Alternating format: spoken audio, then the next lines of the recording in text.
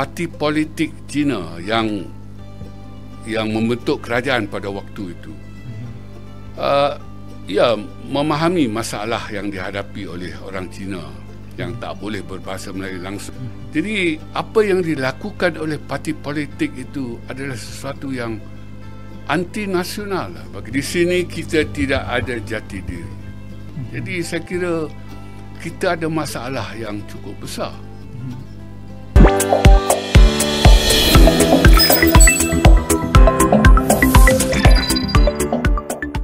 Assalamualaikum warahmatullahi wabarakatuh. Halo teman-teman, jumpa lagi di Aryan M Channel. Oke, buat teman-teman yang klik video ini, seperti biasanya saya harapkan mudah-mudahan teman-teman masih dalam kondisi sehat walafiat. Dan jangan lupa dukung channel ini dengan cara like juga subscribe. Baik, di kesempatan kali ini saya akan ajak teman-teman untuk melihat sebuah cuplikan video di mana ada satu pernyataan dari Profesor Malaysia yang mengatakan sebenarnya permasalahan bahasa di Malaysia itu sudah timbul sejak dulu. Oke, seperti apa videonya? Sebelum kita berkomentar, kita akan lihat dulu. Anak-anak muridnya memberi arahan sewaktu peperiksaan SPM itu, dan pelajar-pelajar yang bukan Melayu ini tak faham. Jadi guru itu geram dan marah sehingga mengeluarkan perkataan baliklah ke negeri India. Begitu juga kes di Balai Polis Sentul, seorang wanita Cina membuat laporan. Sudah tentu beliau berbahasa Inggeris, sedangkan laporan itu perlu ditulis dalam bahasa Melayu, soalan daripada polis dalam bahasa Melayu. Dan saya kira marahlah polis itu sampai keluar kenyataan baliklah ke negeri Cina.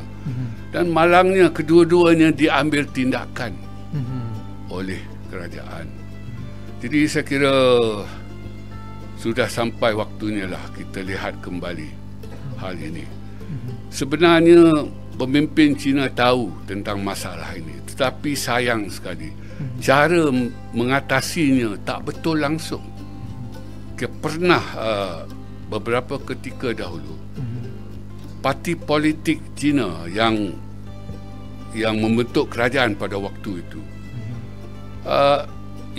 memahami masalah yang dihadapi oleh orang Cina yang tak boleh berbahasa Melayu langsung ini apabila mereka ke hospital kerajaan untuk mendapat rawatan. Jadi apa yang dilakukan oleh parti politik itu adalah sesuatu yang anti nasional lah bagi saya, bertentangan dengan aspirasi nasional kita. Iaitu parti politik ini menganjurkan kursus bahasa Mandarin kepada doktor-doktor bukan Cina, Melayu dan India, dan juga kepada jururawat bukan Cina, Melayu dan India, dengan dalih lah, bukan dalil, bahawa bahasa Cina sekarang penting, negara China bangkit sebagai kuasa ekonomi yang besar, maka baguslah kalau kita mengetahui bahasa Mandarin ini. Sebenarnya ia cuba membantu yang bukan Melayu Cina ini apabila ke hospital mereka tak boleh berbahasa Melayu langsung, maka mereka tahu rawatan yang akan diterima itu tak akan sepenuhnya lah.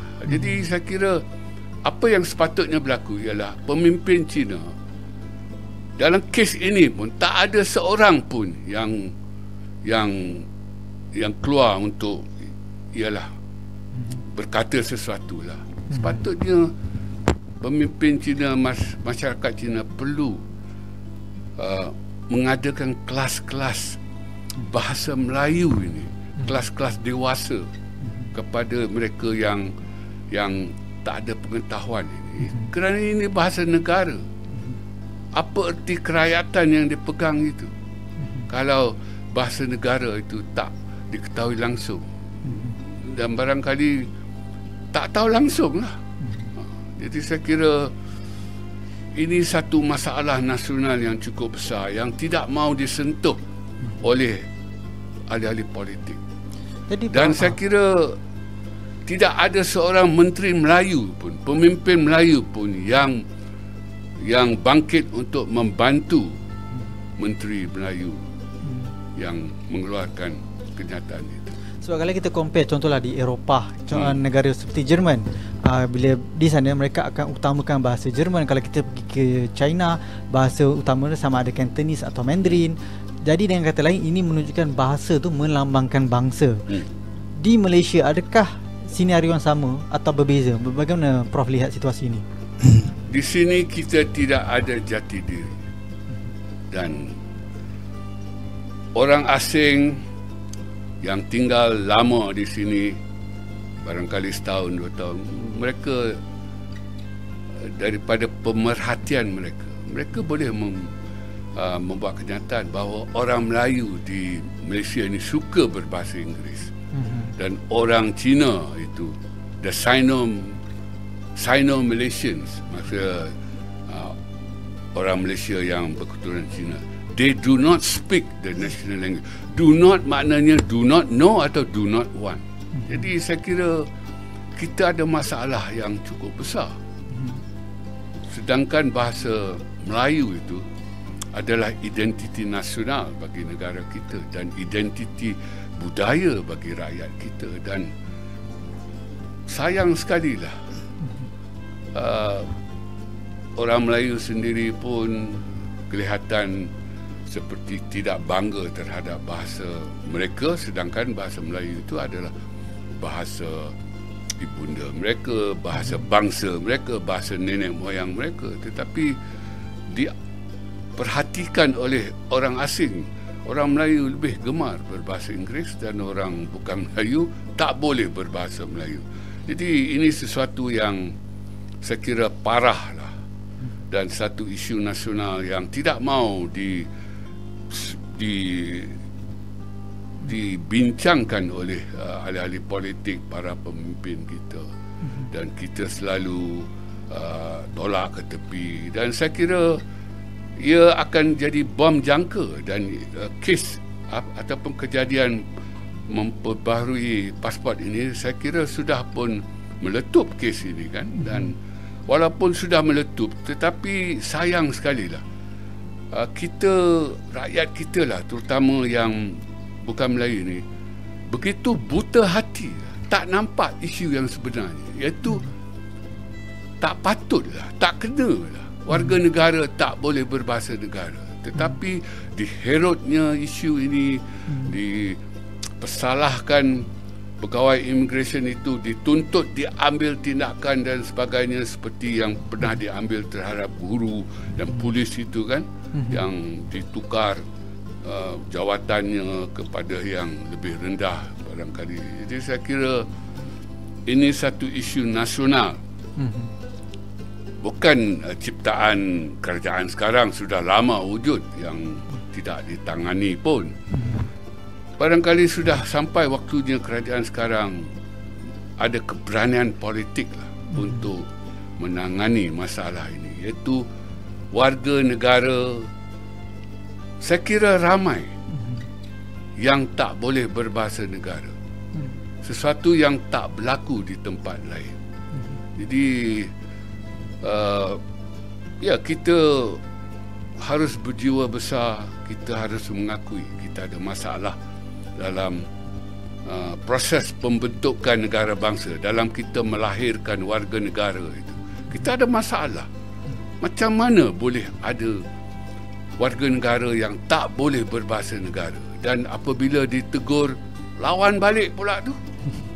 Tapi malang sekali ada orang Melayu yang menyokong kejadian ini, bahawa tak perlu pun seorang warga negara itu mengikut perlembagaan kita fasih dalam bahasa Melayu.